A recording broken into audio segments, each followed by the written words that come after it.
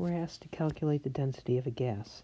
The way we're going to do it is to assume we have exactly 1 mole of the gas, calculate the volume of that 1 mole under the given conditions, and then we're going to involve the formula weight. We start with the ideal gas law, solve for volume. Again, we're assuming we have exactly 1 mole, and we multiply by RT, converted to Kelvin, divided by the pressure.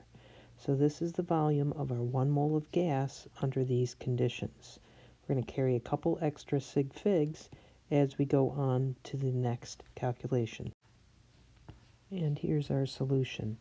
So we've assumed 1 mole of a gas, found what that volume of that 1 mole of gas is under these conditions.